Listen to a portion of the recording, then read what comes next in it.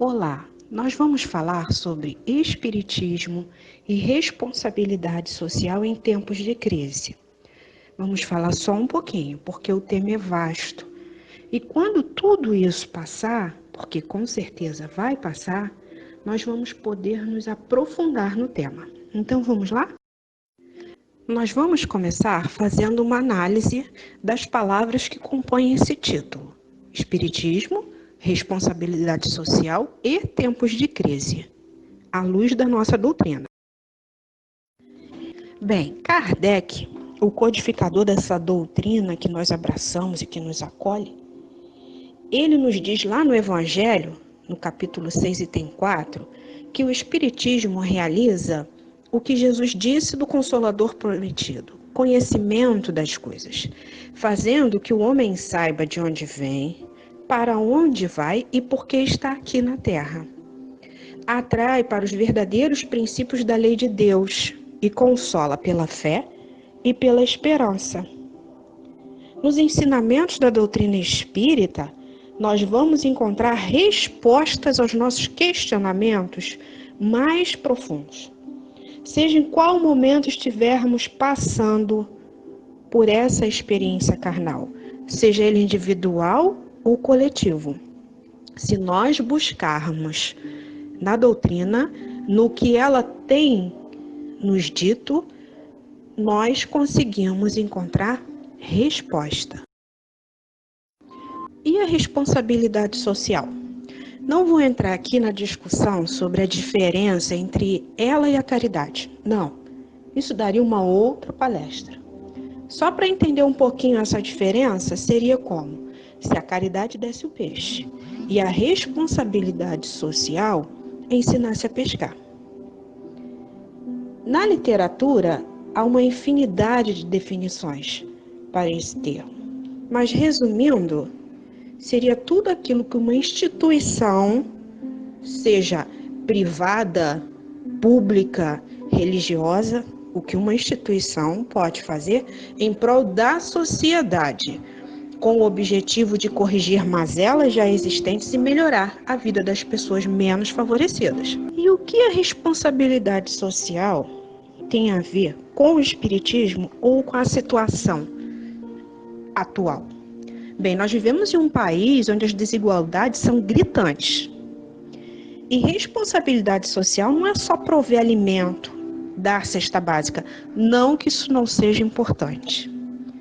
Grande parte da nossa população não tem acesso à educação, política financeira, salário digno, saneamento básico, saúde, transporte, moradia. E nós, enquanto espíritas e parte dessa sociedade desigual, cabe a nós lutar por justiça social, lutar por igualdade política, moral, física, civil, intelectual. E nesse momento de pandemia, essa chaga da sociedade ela está mais exposta. E nós temos que nos esforçar mais ainda para se fazer presente onde há a necessidade. Continuando a análise do título, Tempos de Crise. No site Mundo Espírita, tem uma matéria da Federação Espírita do Paraná, que diz assim: a competição desvairada, os vícios, a corrupção, a delinquência, o flagelo moral, a permissividade sexual, a ganância, cultuados por quase toda a espécie humana, voltam-se contra o próprio homem, mentor consciente de seus atos. É a lei de causa e efeito atuando no plano coletivo. Na história da humanidade, muitos foram os momentos de crise, mas nos parece que agora esse é pior, né? Mas nos anteriores, nós tínhamos essa mesma impressão, a de ser a pior das crises. Mas veja bem, essa pandemia fez emergir situações que estavam escondidas aos nossos olhos e que nós não queríamos ver. E veio à tona a crise familiar, crise financeira, social, desemprego, religiosa, crise moral. E também nos mostrou a pior das crises, a da esperança. Em 1935, Emmanuel, através da mediunidade de Chico, coloca no livro Palavras do Infinito o seguinte: a alma humana, dentro dessas vibrações antagônicas, perde-se num emaranhado de conjecturas e sofrimentos. Ou seja, Emmanuel já chamava a nossa atenção para esse fenômeno lá em 1935.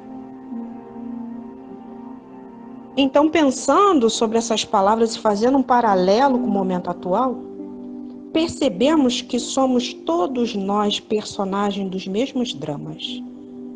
Estivemos presentes em muitos momentos de crise passados e, infelizmente, não aprendemos a lidar com essas situações. E tivemos que retornar. E continuamos aqui, construindo nossa própria infelicidade.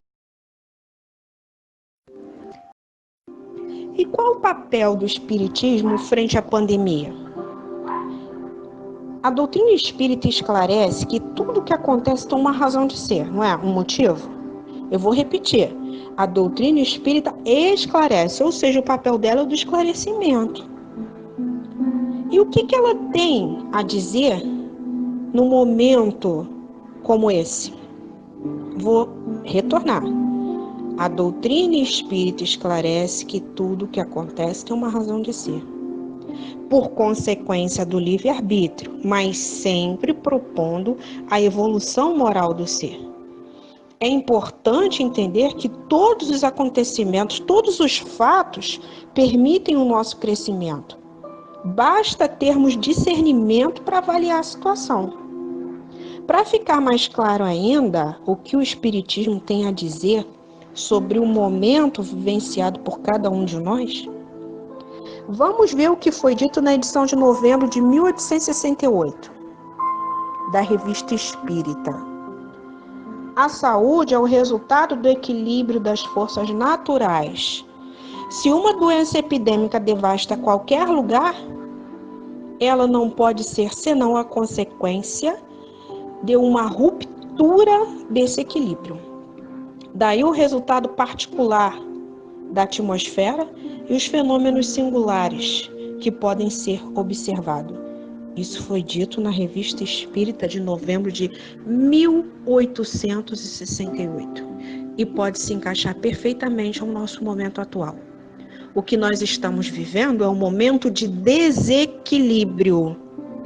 Mas esse momento de desequilíbrio é fruto das nossas ações, do nosso livre-arbítrio. E cabe a nós tirar deste momento o aprendizado necessário. E o nosso papel? E o papel do espírita? O apóstolo Paulo, nas suas cartas aos Coríntios, diz: ainda que o nosso homem exterior se corrompa, o interior, contudo, se renova dia a dia. Veja bem, a nossa querida irmã Joselma, que é a dirigente da Sociedade Espírita Maria Nunes, responsável pela pomada do vovô Pedro, ela complementa isso que Paulo diz com essas palavras: cada experiência nos deixa o valor que nos corresponde, e tudo que nos acontece tem uma razão de ser. No capítulo 5 do Evangelho, Kardec coloca que a Terra está sofrendo uma crise de crescimento para se tornar um mundo maduro e, portanto, melhor.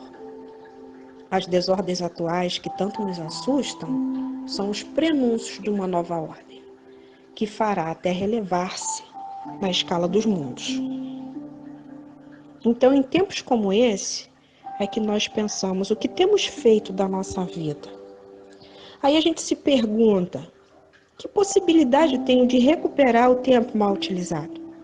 Como eu tenho distribuído meu carinho e minha atenção aos que me cercam? Quais os valores que eu possuo e que podem ser melhor utilizados? Complementando esse pensamento, eu fico com as palavras da Joselma, que diz sabiamente: de repente temos a certeza de que somos importantes na vida do universo e sentimos vibrar em nós a vontade de recuperar o tempo perdido. Gravitar para a unidade divina se torna o grande objetivo da humanidade. E, para alcançá-lo, precisamos vivenciar a justiça, o amor e a ciência. E diante dos cataclismos físicos ou morais, somos abalados pelo convite à vida, pela vontade de nos elevarmos, pela atenção e solidariedade de nossos semelhantes. Assim, nos tornamos mais suaves, mais ternos, tolerantes e amigos. Estaremos então nos primeiros degraus da ascensão espiritual. E como é que pretendemos passar por esse momento? Por essa chance divina de transformação? Nós temos visto manifestações cruéis de preconceito, atitudes de agressividade e desrespeito inenarráveis, posturas de desamor, competições mesquinhas, desprezo aos princípios mínimos da boa convivência.